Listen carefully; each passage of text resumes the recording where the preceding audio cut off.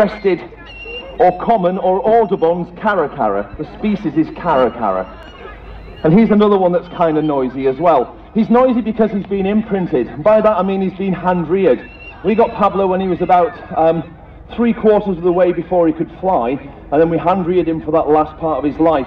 And that makes him grow up knowing that he's a Caracara, but at the same time being pretty confident around people as well. He's also a little bit like Meg, quite noisy, which is something that comes with hand-rearing birds. But what we've discovered with Pablo is that... You're going to be noisy? What we've discovered with him is as soon as you tickle him on the head, he goes really quiet. Although you can't spend an entire display in the middle of the arena just tickling Pablo on the head. So we'll pop him down and I'll tell you a little bit about him.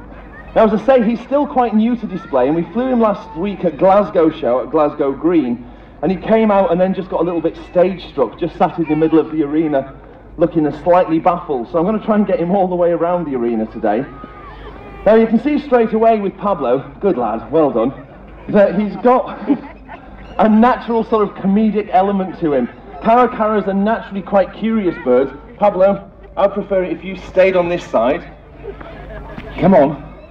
They're naturally quite curious birds, and in the wild they'll quite often go into inhabited areas, they'll turn over dustbins, they'll go through people's laundry, they'll steal things. He's attracted to anything that's kind of slightly spangly.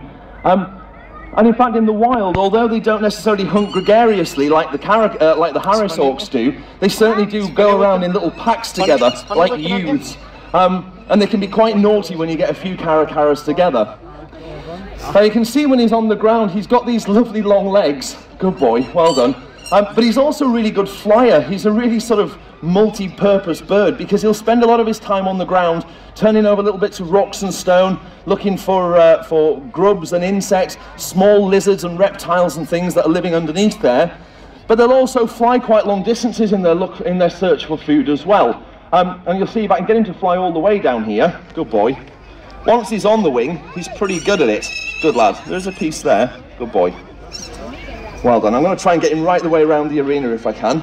Now at the moment, because Pablo's just a young Caracara, he's still in his immature plumage. He's got these sort of slightly muted brown colours. As he gets older, they become really striking birds. They're amazing looking. As he gets older, he'll go black and white. So all the areas now that are sort of brown will become jet black. Pablo, come on. Don't be distracted. Good lad. Jogging or flying, either will do. Quick.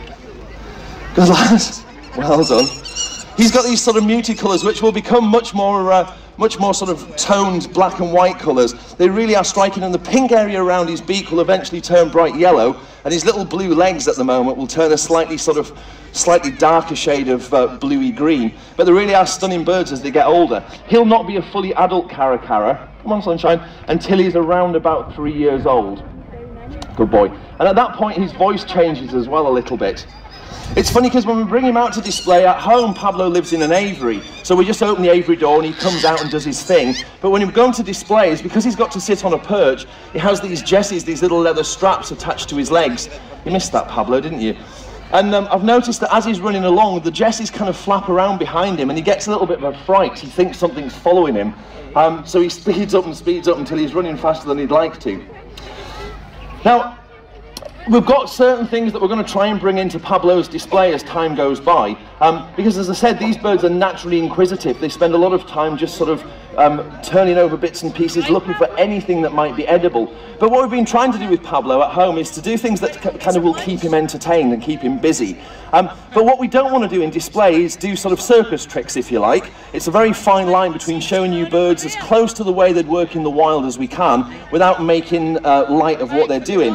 However, with Pablo, because he is such because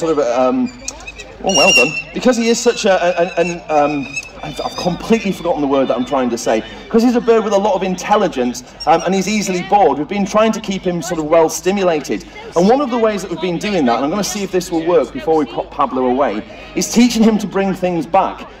Throwing out things and bringing them back. That's how this started. And then we thought, well, just throwing a random piece of anything out and getting him to bring it back, isn't that interesting? So we thought if we got him to do 50p pieces, then at some point later down the line, we can get all you good people in the in the audience to throw 50p pieces in and see if we can get Pablo to bring as many of them back as possible.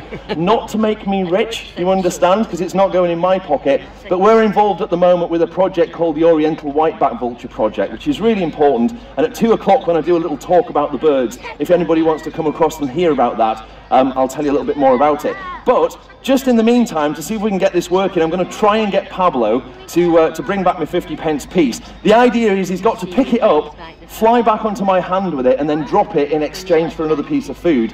And if I'm really clever, I'll catch it before it hits the ground. So here's the 50p. Good boy. Pick it up, bring it back here. Yeah, look at that. I'm quite impressed with that. It's... I think I might be a little bit more impressed with that than everybody else, actually, but it took me weeks and weeks to learn to teach him to do that. So, having done it once, I'm going to stick him back at that point, and we'll go on with the last bird that we're flying.